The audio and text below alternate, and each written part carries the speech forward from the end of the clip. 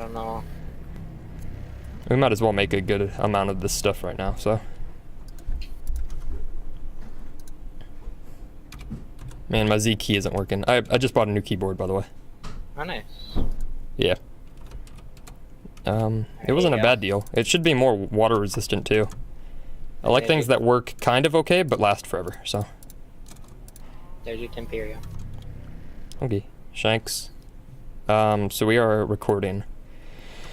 So, if you want to go through things you've done, which is quite a bit. Oh Alright, my, well, first don't of all, even, you're just shoving it in my face. I see that. This always happens, people. This always happens. Here, let me turn myself down a tiny bit more. Okay. So this always happens, right? He always gets the stupid god tier item out of the loot bags. And it just hurts my feelings. He's too hard for me to even track with my FPS. So, you wanna Yeah, you can throw it at me and I'll show people. So this weapon is the PO2 Singularity Sword. And it's one of the few epic items you can get from reward bags, like the real good items, top tier, best things you can get in the game, basically.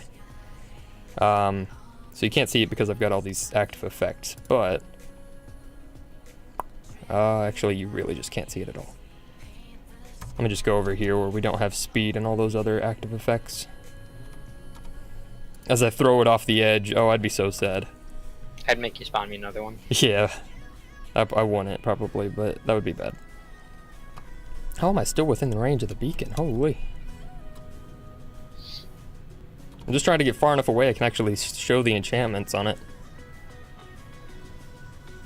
Okay, so it comes with Soulbound on it. This is like as it comes out of the bag. Plus 999 attack damage, which is right around 500 hearts.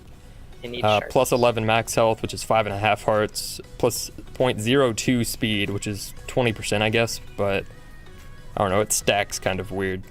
Plus 4 knockback resistance, which you just don't get knocked back when you're holding it. And it's also unbreakable.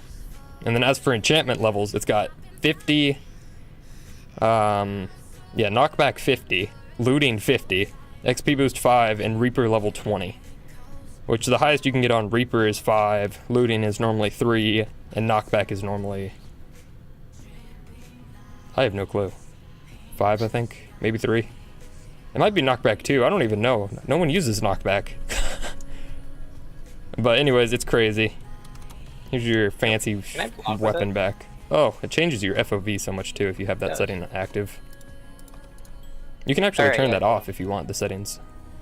As far as what I've done.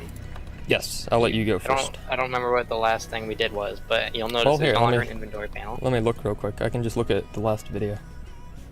It was basically the Galacticraft junk. So when I finished up Galacticraft stuff. I don't know if we made the armor on camera. I think I did, you didn't. Yeah, Gilded made all his armor up to the tier before fancy tier. Alright, so anyways, you'll notice this is no longer an inventory panel. This is an ME system, the best thing known to man. It's so good, you can just take things out and put them right back in with no lag. Yeah, except it's faster. So this is kind of... You'll notice there's this purple looking block thingy. It's a wireless connector. So the big system's really over here on this little island that I made. I don't think any of this has been shown on camera. No. So basically you got all the items are stored right here. I can access it all over here. And then what these things are crafting units. And this basically allows me to have everything set up to auto-craft. So like if I go, you can go into the thing and you'll see like the 16K ME storage component has the word craft beneath it. That means that there's none actually in the system, but it's set up to auto-craft that. So like for example, there's something I can craft easily. Yeah, so bare bones explanation of ME here. You need a controller, you have to give it power, which the Ender IO conduits work to give it power most of the time. No, I have to use an energy acceptor for this. Well, sometimes. The pattern terminals and all this stuff let you make patterns. The interface terminal lets you access interfaces. Which of these are these guys here. You can see it's got the recipes in there. And that lets you put items into a chest and then into a machine to automatically do things. You have to have like a certain amount of crafting storage to process the recipes. I don't really know how that part works. It's just kind of, you have to have it go overkill. So I mean, this is basically all I've done. And then I hooked up a bunch of machines. And this is just where everything's crafted. These molecular assemblers basically assemble items. Yeah. You hook them up to the interfaces, and you put patterns in there. And they're just auto crafters that have a larger range of possible patterns. No, that's really about it. Honestly, that's just a lot. Yeah, it takes a long time. You have to have these ME drives and storage cells, and it's expensive. We'll get to that in a sec. It gets easier the farther along you are, and the easier it is to do everything. Well, yeah, I mean, if you've got the resources lying there, then you can do something with it. Okay. Now, what have I done? I feel like the biggest thing I did was the mob farm. So this is our fancy mob farm. Oh, actually, I don't even think I showed this on camera because it was terribly boring for me to build. So at the farms area, this whole farm right here is dedicated to making glowing mangaloy. I might have shown this already, in which case I'll cut it out. Anyways, glowing mangaloy used to make draconic cores. Draconic core. These guys. Pick it all up. As well as the blue gems. And those you get from Neptune. And they're a pain in the butt, right? So the only way to like get more than one out of these blue gem ores is to use a crusher. And you can only get 2 that way, so it's kind of real stinking rough to get a good number of them. So lots of trips to the Neptune planet, and using the digital miner, you get a ton of pulverized obsidian. Can we put another layer of electrocene in the farm? You can. Go for it. Where are the seeds for that? Just to make a pair of clippers.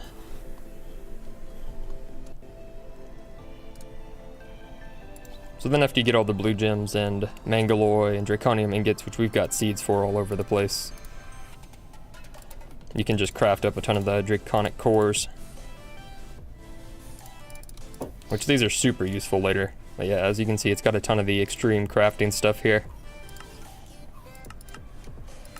We might worry about some of this later, probably not. And the wyvern cores are super important. They let you... the biggest thing they let you do is get draconic mob spawners. This is terrifying over here.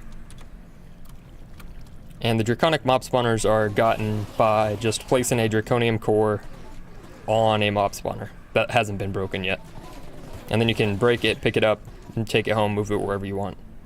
And then with some upgrades, you're able to make it so they spawn when there's no player nearby, spawn really stinking fast, and ignore spawn requirements, which I don't know if that one's even a problem most of the time, but good to have on there. And those upgrades take a nether star, a notch apple, and a wyvern core. And I can make it spawn faster by using an awakened core, but that takes awakened draconium, which we are very short on at the moment. I still can't. I've done that ritual once, but... I made the tablet, but I can't figure out how to... There's a thingy. Do what thingy? Oh, yeah, I've got the tablet as well. We'll go over that real quick in a sec. But... the main goal for setting up that fancy mob farm is to get these dimlets, which these are all used in the RF tools dimensions thing. So I'm currently getting them from the Endermen. They get pumped out of here into the dimlet researchers, and they scan them, shove them into this chest, and then I have a tiny ME storage system set up here just to store them. And as you can see, there's so many different types that it takes almost an entire drive to store all of them. But we'll go into this more later, because we'll have to craft planets out of this, different dimensions. So yeah. And the reason I wanted to get that set up as quick as I could would be to get the more rare dimlets, because it's a random chance whatever you'll get. And we're looking for an Ender Dragon one to farm dragon hearts for the Awakened Draconium. And special efficiency ones, which make it a lot cheaper to run. Sometimes. It's kind of buggy though. Okay, and what did you have? Did you have anything Oh, else? I can't figure out how to use the, I know. I just can't figure out how to do the ritual with the information tablet. Oh, okay. I'll get there in a sec. And also, I don't know where your system is for the electric team. Because I think I added another row. Well, you just add another row. It pulls it all out of the bulk system. And now I think we're getting more electric team than it's making into ingots, 19 ingots. I doubt it. No, we definitely are. Electric teams are going up. Oh, good. I mean, so what's the problem? Nothing, I guess. Okay. I feel like there was something else. Go to RF tools later.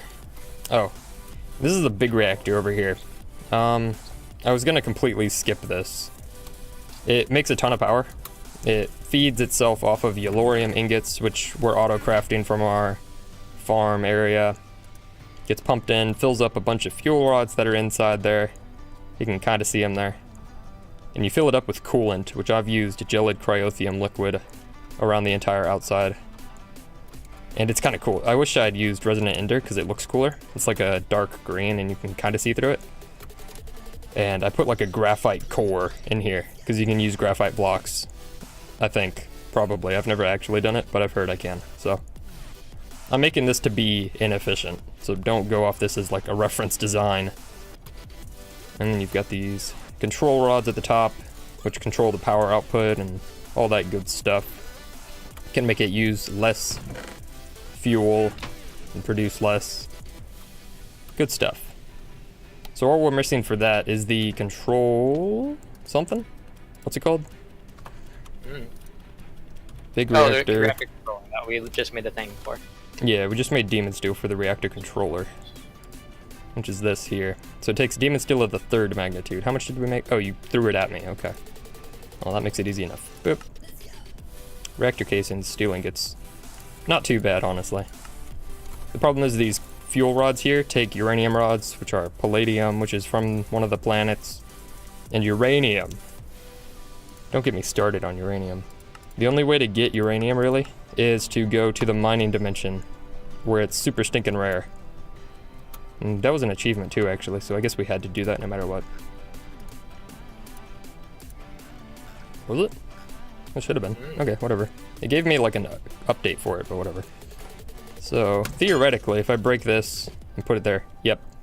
It turns into a big old multi-block that's all active here. Okay. And the question is, how much power is this going to make? I'll let it fill up first. Which is going to be kind of slow. Isn't there a way to charge multiple draconium blocks at the same time? There used to be. I think they fixed it, though. Yeah. Oh, speaking of, I set up an energy infuser over here. So it charges stuff faster. We're out of power. Yeah, I know. Just give me a sec. So an energy infuser is from Draconic Evolution. You're draining all of our power, my dude. Yeah. And this just pumps stuff into it and then out of it once it's full. This is going to be our actual power source. It's a Nether Star Generator X64.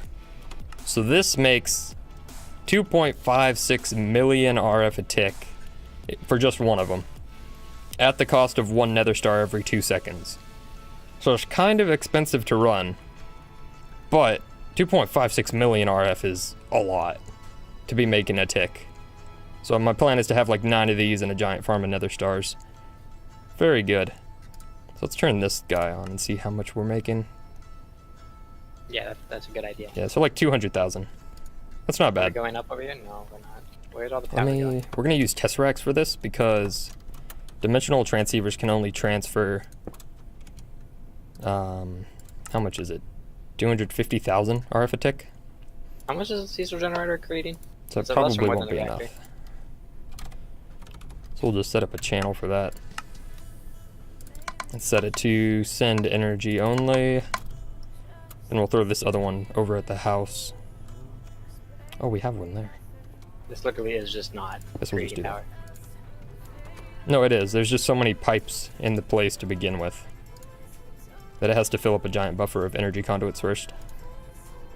So is the reactor making more or less than the diesel generator? I don't know yet. One sec. Okay. Probably more. So it's making it's shoving 250,000 RF a tick into the capacitor bank there. And I think that's at as much power as it can make.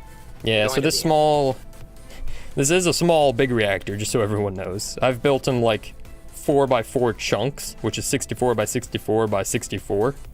And that's the max size, I think. And it was making millions, but this is currently making 266,000, which our diesel generator is making. So that giant thing makes about as much as this diesel generator. Or it makes a little more than. That's really bad. Why didn't we just make another diesel generator? Oh, we could have, but we just have to have a big reactor running anyways. The reason we need it running is the byproduct it makes from using this fuel is these cyanide ingots right here. And we need those for a lot of crafting junk later on. Okay. But now you see why this one block nether star generator is so good at 2.56 million.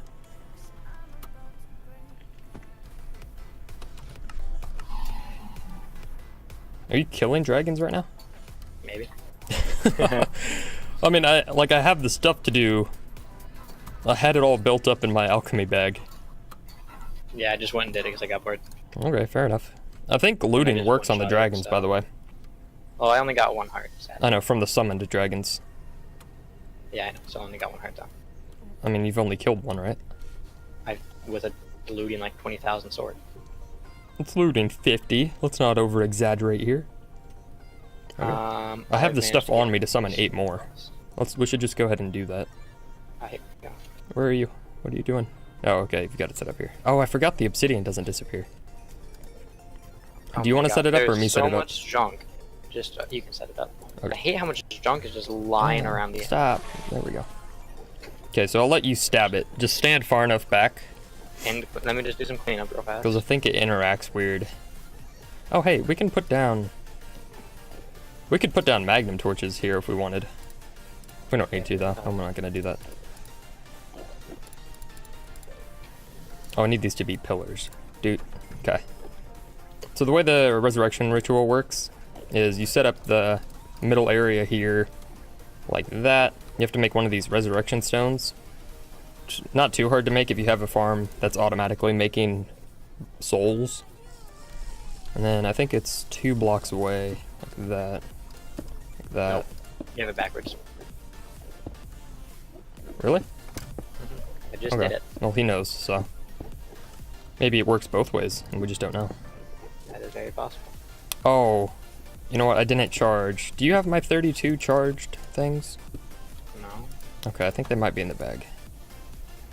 Yeah, you do. I have my 4 that I made. Oh, okay. Maybe they're in the system or something. Oh, okay, whatever. So you set it up like this. These are charged. Charged draconian blocks. It re-summons all of the things here. So technically you would have to kill those if you wanted to, but Enderkid's just gonna fly up at it at max. You can see a shadow right there. Come on. Stupid hitbox. Oh, it lasts. Oh, beautiful. And he just flew at it with the looting sword. And I'm pretty sure looting can work with these guys. Still only got. And they keep dropping all this stuff.